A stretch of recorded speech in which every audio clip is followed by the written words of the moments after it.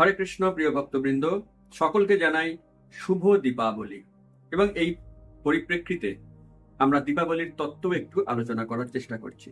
দীপ মানে তো প্রদীপ, আবলি মানে ইন আ রো, সারি, দীপের সারি, অর্থাৎ অনেক প্রদীপ জ্বালিয়ে যখন এটা রোয়ের আকারে রাখা হয় সেটি হলো দীপাবলি। এর ইংরাজি নাম ফেস্টিভ্যাল অফ লাইট।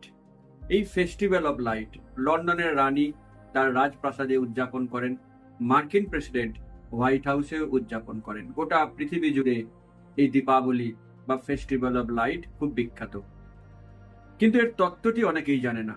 আর বাঙালিরা সব কিছুকেই হয় কালী পূজা আর না হলে দুর্গা পূজার সঙ্গে যুক্ত করে নেয়। যেমন বিজয়া দশমীর সঙ্গে দুর্গা পূজার কোনো সম্পর্ক নেই, তেমনি দীপাবলির সঙ্গেও কালী পূজার কোনো সম্পর্ক নেই। কালী পূজা তো বছরে অনেকগুলি হয়, রক্ষা কালী পূজা তো হয়েই থাকে, কিন্তু কেবলমাত্র এই দিনকেই কেন দীপ প্রজ্বলন করা হয়? কারণ এই বিষয়টির সঙ্গে অ্যাকচুয়ালি ভগবান শ্রী রামচন্দ্রের সম্পর্ক আছে। বিজয়া দশমীর দিন রামচন্দ্র রাবণকে হত্যা করেন।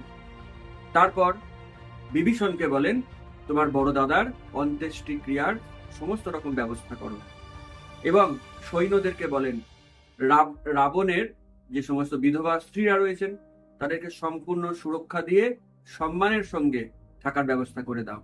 এইভাবে ভগবান শ্রী রামচন্দ্র বিভীষণের পরবর্তী রাজ্যাভিষেকেরও ব্যবস্থা করেন। তারপরে তিনি অযোধ্যা ফেরার প্রস্তুতি নেওয়া শুরু করেন। এখন এই বিশাল বানর বাহিনী তারাও আবদার করলো যে আমরাও যাব অযোধ্যায় আপনার সাথে। কি করে না করা যায়? রামচন্দ্র হনুমানকে পাঠিয়ে দিলেন আগে। হনুমান গিয়ে রামচন্দ্রের আগমন বার্তা দিলেন অযোধ্যাবাসীকে। প্রিয় রামচন্দ্র আসছেন এতদিন পর।